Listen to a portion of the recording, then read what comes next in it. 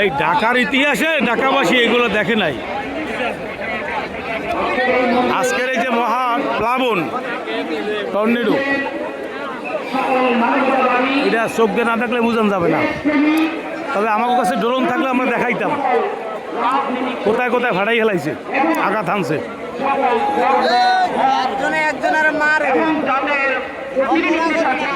সমন্বয়ে আজকের এই মঞ্চ, সুতরাং আজকের এই দলের এই সমাবেশ কমনে দেখাইতাম, বাইরে গেলেও যা ঘরে গেলেও তা, মানে বাইরে ঘরে রাস্তাঘাটে আনাসে কানাডে সব জায়গায় একই রকম।